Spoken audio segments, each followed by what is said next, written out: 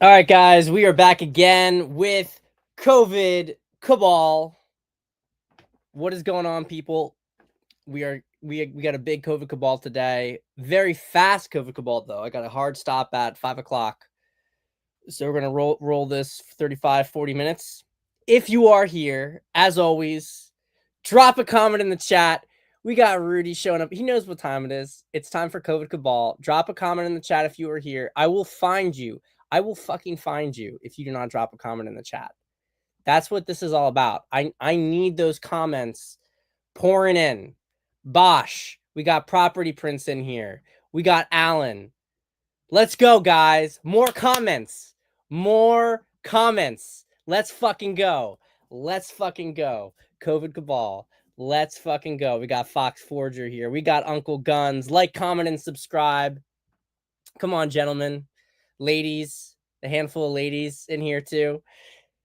Let's go. COVID Cabal time. It's COVID Cabal time. We got a good show today. I'm drinking an iced lemon zinger tea. It's pretty good. I got to get rid of all this herbal tea that's just been like stacked up in the cabinet for years. No one drinks it, so I'm like, I gotta make it. I gotta make iced tea, big pots of iced tea. Only way to do it. Where is Salman? Last time we heard about Salman, he was in Ireland, so he's probably harassing some poor Irish lass right now.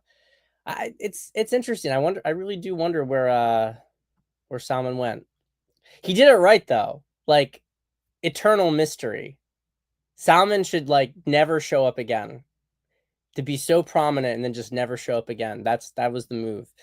For those who don't know, there was a big COVID cabal contributor to the chat who in season 1 who disappeared after Pat Stedman's arrest and never to be seen again. Never to be seen again. All right, guys. So we have a few things to talk about today. I do have that long Emerald Robinson thread. It's very long. I don't know if I want to just sit here reading a thread to you guys. I kind of don't want to do that. But I do want to point out a few things in it. And I'm not showing the screenshot of this thread because it is so long. I don't have that many screenshot points here, right? But what I want to talk about with this thread is that there's a lot of things that back in 2020, 2021, season 1, COVID Cabal, we talked about, we were all in the background speculating about what was actually happening. And as you guys know, I was very much of the belief that Trump was handling the situation, that he had things under control, in that, he wasn't going to let him steal the election. And that in the end, after January 6th, when he stepped back and let them take power, he did it basically because the consequences of moving forward were too damaging for the country, basically. That if he had tried to fight it, he may have gotten outmaneuvered later on, and it would have sent the country into civil war. And that perspective, that developed perspective, has mostly been validated over time, right? Very big faith position to take, obviously, that the country will survive, that you on your way out of office were able to put enough handful of fail safes in there, enough things to block the agenda, and that on the hopes that the American people would essentially rise up and support you again. And really, at the end of the day, what it came down to was really God. I mean, all the stuff that they threw at Trump, including some assassination attempts, him to survive them, there was definitely a hand of God moment there. Now, I say all that, but, and you guys have probably seen my own commentary kind of expand a little bit from season 1 COVID Cabal. Season 1 COVID Cabal, I was a young buck, a young lad of how fucking old was I? 32 when we started this stuff. So I was I had that a little less tempered idealism, let's put it that way. I I was drinking the Kool-Aid. I wasn't off base on the fundamentals, right? You guys know. You guys were watching COVID Cabal. I saw the theft. I saw everything going on, and I was optimistic. I trusted Trump. But what I didn't understand was basically the scale of the forces that were up against him. In Emerald Robinson's thread, it's pinned to her profile. I'll just her handle on Twitter is really just at Emerald Robinson. It is a very, very good thread to read. And one of the things I really want to emphasize with this thread, I'm going to read you some excerpts from it, is that it tells you not only very clearly about the fact that there was electronic manipulation of the votes in the 2020 election, but it also shows you that Trump really was outmaneuvered internally in his organization. So there were certain in his cabinet. There were certain things that we were seeing that we thought Trump's not going to let this happen. Trump's fighting against it. And in the end, the reason that things happened the way they did is that Trump and the people who were trying to fight against this lost. They didn't lose the election, but this was a plan started from COVID, but all of these different factions, both from outside of Trump's cabinet to within Trump's cabinet, were all working together to steal this election, to cement the steal, and to inhibit any kind of attempt from Trump to deal with it. So I want to read some of these things to harken back to some of the commentary that we had, right? Some DOJ, okay. Let's begin the story in December 2020. Why? Because President Trump wanted election fraud investigated. He told his team to hire someone to discover the truth about the voting machines. Multiple sources tell me an ex-CIA investigator was hired for the job. That investigator reported that claims of election fraud were overblown. Some DOJ lawyers also wanted election fraud investigated. Those efforts were blocked by Attorney General Bill Barr's staff, including Barr's chief of staff, Will Levi. Levi threatened to quit if any cases were launched. Okay, so you're seeing this right off the bat, right? That attempts from people within the administration to deal with this were blocked by people at certain levels, and often at the very top levels. Also in December 2020, a group of national security analysts briefed the White House that enough evidence of election fraud existed to launch a full U.S. government investigation. In January 2021, several GOP senators were briefed as well. Neither the White House nor the senators authorized the investigation. A few people tried to alert President Trump about the national security analyst briefing and the need for a full investigation in late 2020, but those efforts were blocked by White House counsel Pat Cipollone, according to two sources. Cipollone joined Bill Barr's law firm on January 17, 2024. Chris Krebs, the head of a small agency called CISA, which is inside DHS. You guys remember CISA. You guys remember Chris Krebs, right? When we were talking about this in season 1, this was a big story. Sent out a press release in late 2020 claiming the 2020 election was the most secure election in America's history. Krebs was on a cybersecurity expert. Who hired him? The head of DHS, Chad Wolf. Krebs was hired because he was Chad Wolf's close friend. He worked at CISA coordinating with left-wing organizations like Democracy Works to prepare for the 2020 election. Trump fired Krebs a week after he dismissed Defense Secretary Mark Esper.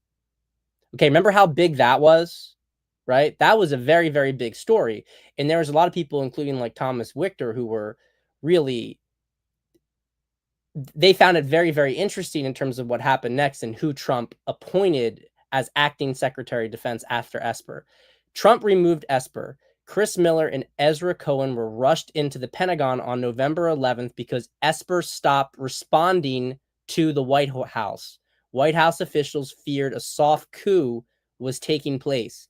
On November 18th, Miller put all special forces under his direct command. So I got to tell you guys, do you guys remember this stuff? This was really big stuff. The fact that Miller, there was all this talk that Miller being in special operations, that there was this, that Trump was setting up like a continuity of government essentially, that Miller was saying something up in the background. They were trying to prevent Trump. This is what I'm trying to put in perspective here, guys, is that if Trump had persisted, especially as we go through this more, if Trump had persisted in trying to hold on to power, he had within his cabinet, like the military, between the chief of staff, between the former, defense secretary, they were all set up in a coup. All these people need to be arrested and fucking executed. This is a coup against the United States of America. They were all involved in it. Top to bottom. Top to bottom.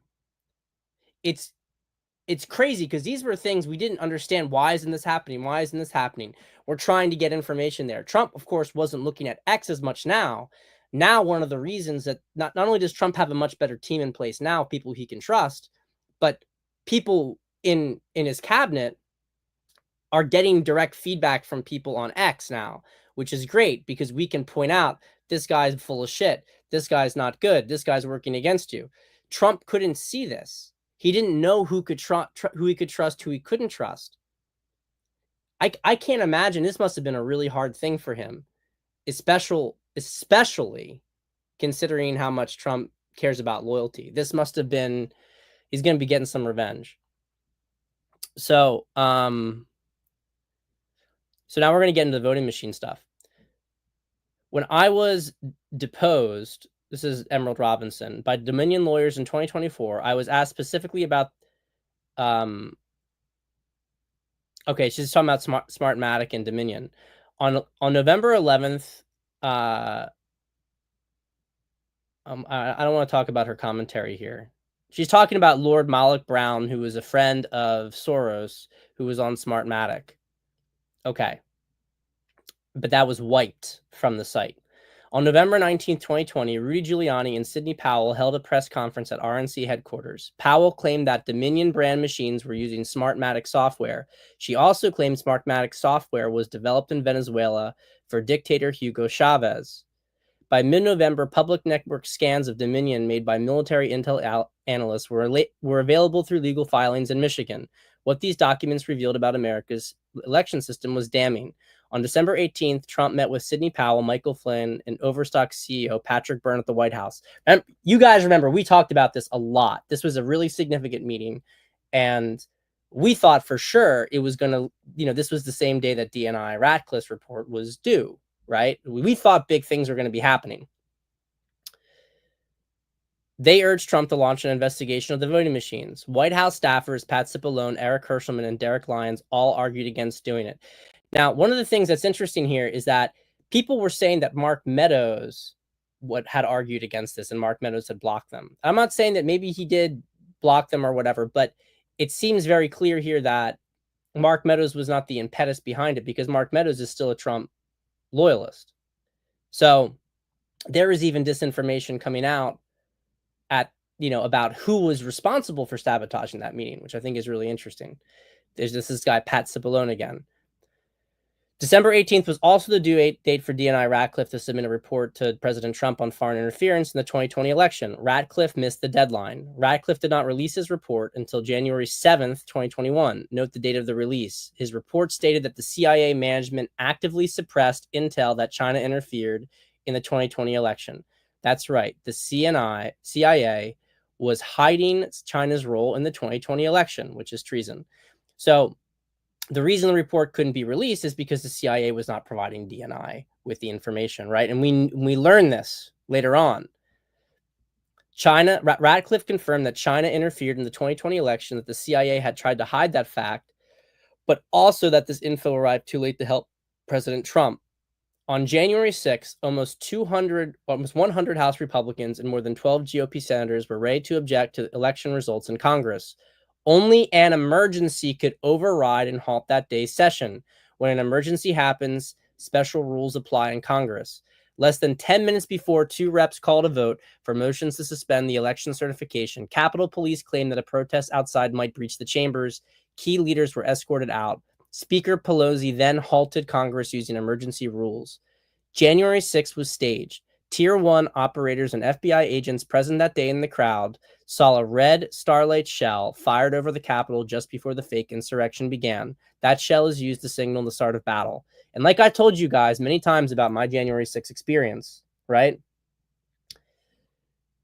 This is something that we did notice on the ground, that the police started attacking us out of nowhere. There was no provocation for the police attack. There were some individuals who started to, like, do some agitation, but everything really started when, in terms of like pushing down the barriers. But the real agitation and the issue started when police started firing tear canisters into the crowd and rubber bullets without provocation, which pushed the crowd forward. This is in the ellipse, which is near where I went in, up against the police wall. And that's when the chaos started. Keep in mind, also, there was the pipe bombing, which got, I guess, canceled, but backup plan at the RNC headquarters. After January 6th, the FBI Washington field office emailed all employees that if they were on the wall, they were required to give a statement. Some agents who didn't volunteer were identified by others. They were required to give statements against their will. Those FD 302s are still secret. The DOJ's OIG later found that FBI had at least 26 confidential human sources who were present on the Capitol on January 6th. None of these were ever prosecuted. On January 7th, 2021, Trump was banned from Twitter. On 8th, Sidney Powell, Michael Flynn, Patrick Byrne were all banned from Twitter. The coup was complete. The era of government censorship began. On January 8th, Dominion filed defamation lawsuit against Sidney Powell for $1.3 billion in damages.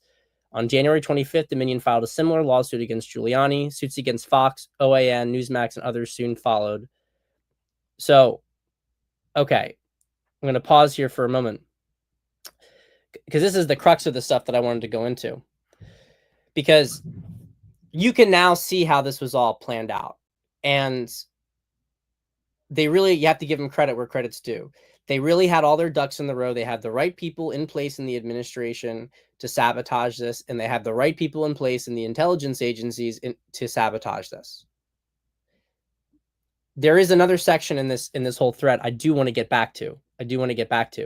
But to speed up through some of these things, because it's 100-something post thread. It is very, very, very, very good. It's a very good thread.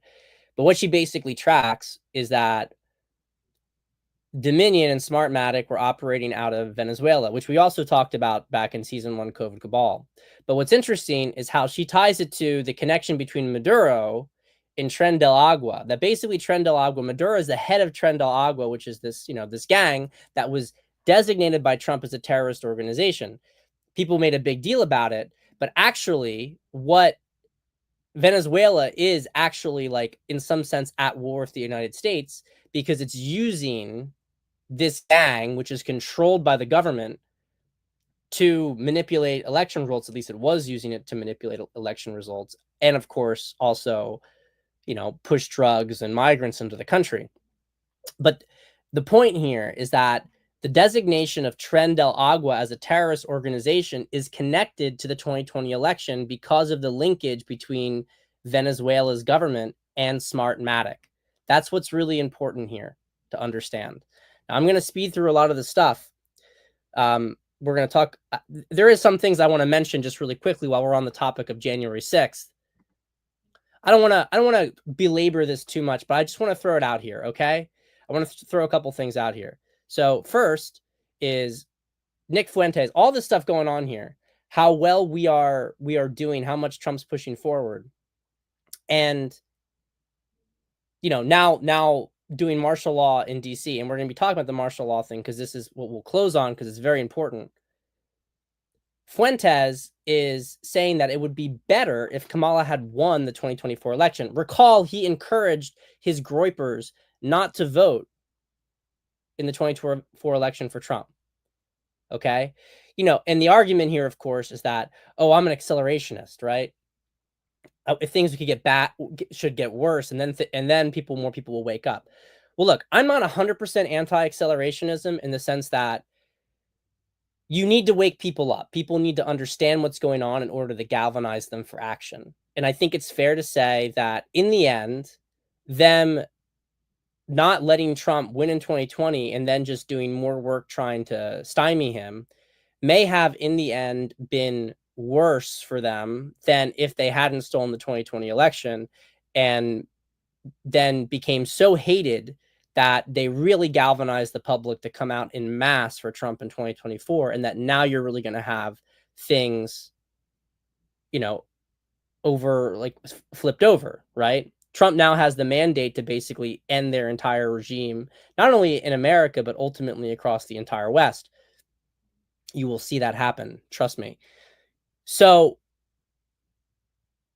to some extent, I'm not saying that there wasn't a little bit of an argument about accelerationism because you want people to pull the mask off, right? But here's the other part of it. Nothing gets better when you let how do I make this happen? There's a certain point where if you let them keep going, if you let them keep having more and more power, then they legitimately will totally fucking destroy everything. The communists, the communists start to take over New York City. Mandami takes over New York City. Well, that's fine. Let them have their experiment. It'll work. It doesn't work. Didn't work in South Africa. Didn't work in Russia. When you let communists take things over, they take more institutions. And you've given the leeway to take in more institutions. They take more institutions. They take everything. And then you can't fight because you have lost every fucking thing. So why would Nick Fuentes be saying after 4 years of Biden locking up people like me in this country, why would he say it would be better with Kamala? It would not be a better situation at all. And look, what are we supposed to say here? I am not like this pro-Israel guy, but what is the argument now? Well, the Jews are making Trump clean up the inner cities. The Jews are making Trump make American cities livable again. What kind of fucking argument is that?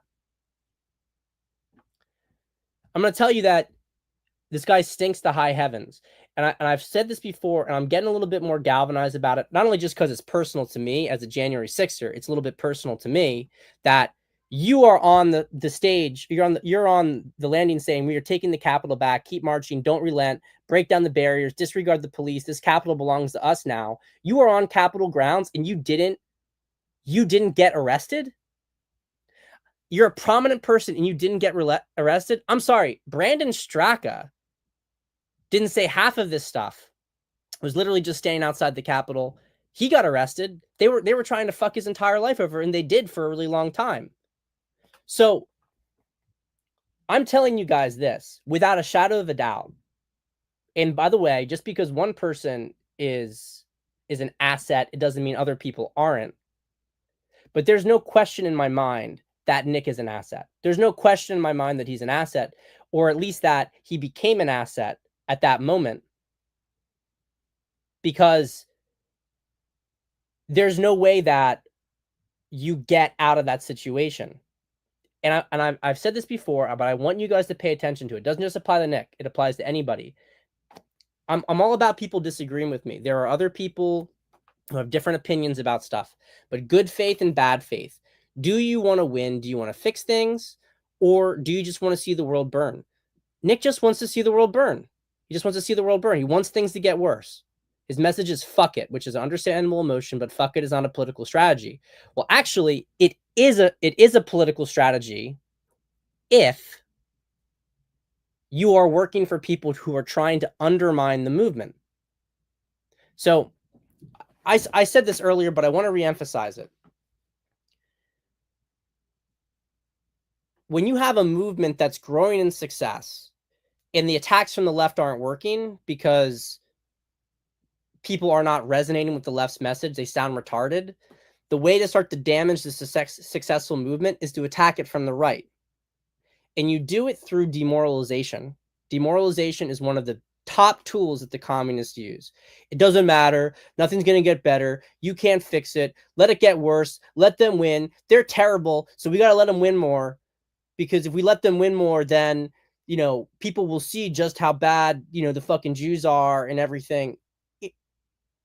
He doesn't want to fix things, and he's trying to convince you to not be a part of fixing things. He's trying to convince you that anything good that's happening is a psyop, and that you're just becoming a pawn because you're going along with it. But really, you should be not trying to say blah blah blah. I can tell you this. This would do absolutely fucking nothing. I spent $300K. I had no option whatsoever to avoid prison. And by the way, I was COVID Cabal, even when it was at its like peak, was absolutely nothing in comparison to what his show was, right? They made a big deal about my political influence trying to put me in prison. Whereas Nick's political influence, no. What they do is they turn you. I guarantee you that he cooperated. He gave information on people. Guarantee it. He's the kind of person who's only going to look out for himself because he's a faggot. I'm telling you guys that. And you can see it in him. There is no honor in this man. He does not respect men who do things. He does not respect men who he wants to be looked at. He wants other people to listen to him rant. But if you actually put him in a situation where he had to uphold personal integrity, he's not going to do it. I'm telling you that. I can read him like a fucking book. It's enough I'm going to say about him. So to return to some of this thread, let me move ahead here. There is so legal Biden regime starts January 20th, 2021. One of its first acts, the Biden regime allowed China to access the U.S. power grid. Okay, very interesting. Dominion starts sending all sorts of letters to people to basically, defamation lawsuits. They get rid of Lou Dobbs. Okay, so I'm gonna keep going down here. There is, because there's something important I want to talk about. Where is this?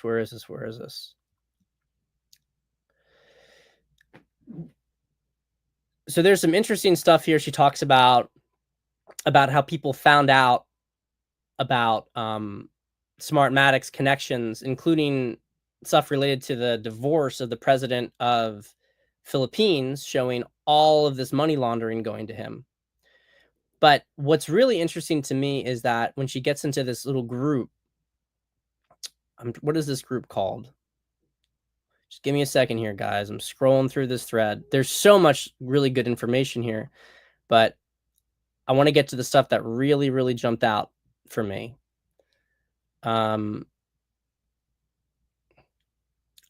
Okay. So Juan Andres Bautista's divorce was not the only problem for Smartmatic. A group of former intelligence community analysts had produced a document on 2020 election fraud that provided sufficient legal predicate to use NSA unprocessed raw signals data to prove the fraud by December 2020. In December 2020, the NSC's Director for Strategic Planning, Rich Higgins, gave a briefing on the document and complete data set to both the White House and President Trump's attorney, Rudy Giuliani. On January 4th, 2021, U.S. senators and staffers were also briefed on the document. Among the U.S. senators briefed were Senator Kevin Cramer from North Dakota and Ron Johnson from Wisconsin. Several NSC officials also got the documents. Neither Cramer nor Johnson nor Trump's NSC officials tried to authorize the investigation outlined in the docs.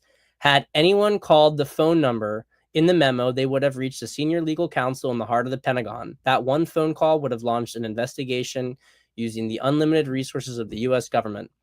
We are talking about the NSA's raw signals data, which captures every kind of electronic comms on Earth. Okay, guys. So what do we always say? Q says we have it all, right? Q always said we have it all. NSA, no such agency. We have it all. It's there, okay? So we know that Q is connected to military intelligence in some way. We're gonna find out maybe someday who exactly it is. I don't think it's Ezra Cohen, personally.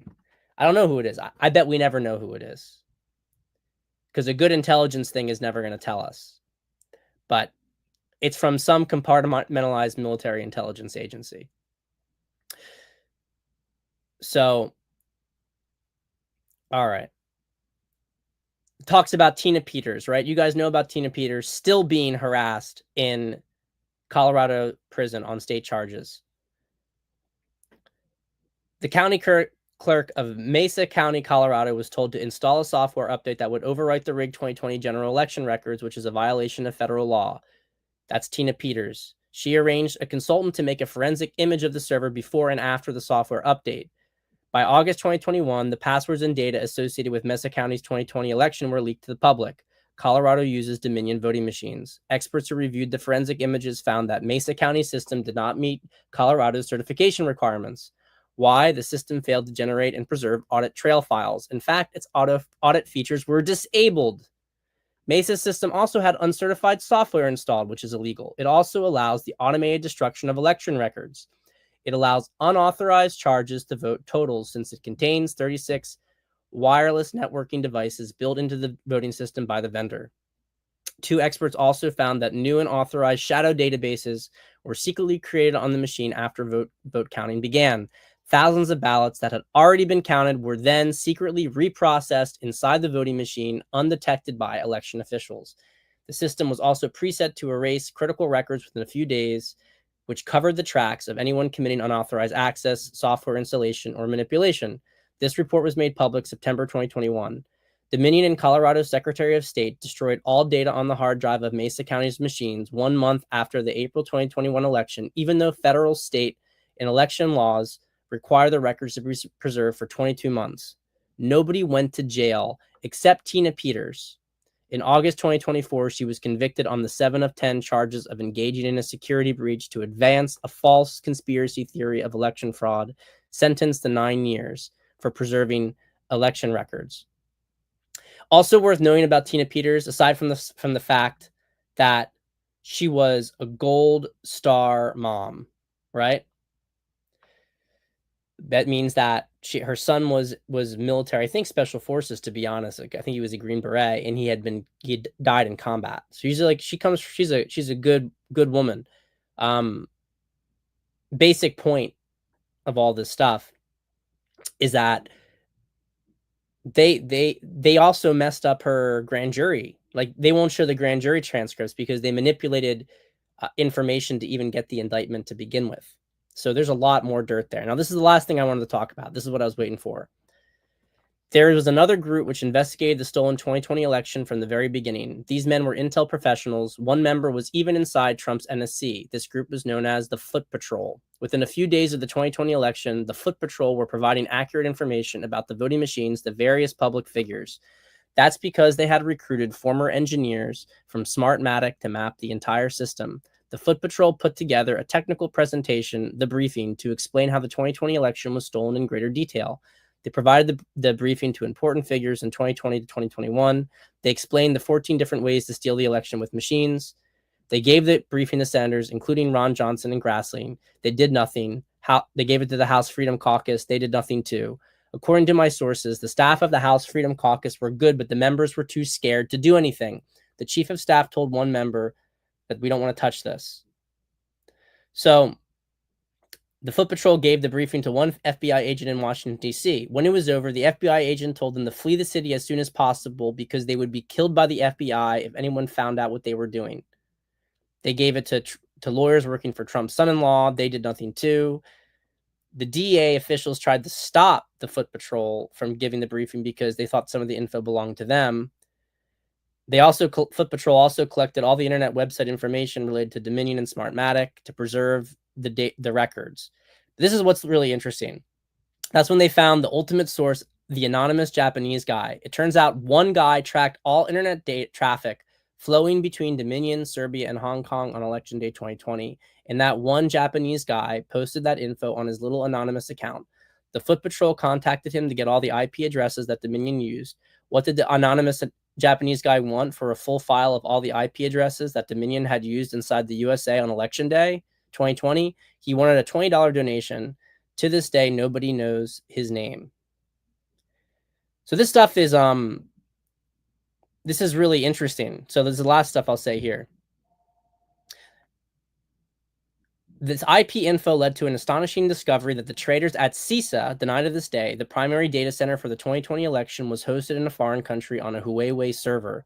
That's right, America's election system is in the hands of its enemies. CISA is supposed to be a place inside the DHS that protects America's vital infrastructure, but CISA is actually the nerve center where America's elections are stolen. In fact, CISA actually partners with Smartmatic to prepare beforehand. So look, that's all I'm going to say about the thread. You can read the rest of it. It's very good. I hope she keeps updating it with more stuff. There's so much in here that explains what was going on. And I want to tell you guys, like, it's OG stuff, right? But this is what we went through. This is what we were dealing with. And now things are about to change. Trump has just declared martial law in Washington, D.C., essentially, or he's taken over control of it. And he's going to be using the National Guard as well as all federal agencies. And he's telling us already that this is going to be a precursor to what else is going on, right? To other cities, New York, Chicago, LA. I think that there is absolutely no question that we are going to get indictments and arrest. And what Bill Mitchell is saying here, as loony as Bill Mitchell is, did it occur to anybody that perhaps Trump is federalizing DC because indictments of Democratic leaders are about to come down and he knows the violent left will want to turn DC streets into a war zone? Yes, and did you notice the U.S. Marshals, right? I actually don't know what Lara Logan's mentioning there, but sounds very interesting. Maybe there's something with the U.S. Marshals. J.D. Vance just said, though, that these people need to be arrested. He said that they need to be arrested. He's not saying that this is a slap on the wrist, whatever. This is changing. Things are about to change. Okay? Trump takes federal control of D.C. for 30 days, deploys the National Guard to secure D.C. Secretary of Defense has unnamed special military units on standby. Trump notifies Smithsonian he's going to be reviewing their collections. That means that Trump will have access to the Smithsonian tunnels beneath the National Mall, while he just so happens to have military presence and full control of D.C. These tunnels could be used to mask the movement of troops, perps, equipment, etc. I find the timing of Trump conducting a comprehensive internal review of the Smithsonian museums to be a little suspicious, to say the least. So do I. You federalize control over DC, and then you say you're going to look at the Smithsonian. There's a lot more going on here, guys, and we really, like, you need to be prepared for the end, that we're going to have the cities taken back. It's not just about crime. It is about crime, but it's not just about crime, right? It is ultimately about taking down these people who are currently fortifying themselves in the states, in cities where they think that they have control. They know that they can't win America anymore, that they've lost this, but they want to create as much disruption as they possibly can, to stall as much as they can, and maybe to break off parts of the country if they can. It's not going to work. We're going to arrest them, and people are going to see what the fuck they've been doing. We need to see people getting hanged for what has been going on. And that's it, guys. That's the message today. We'll see if we have some drama coming up. Summer's ending. But I got to run, gentlemen. I will see you on the next COVID Cabal. Take care.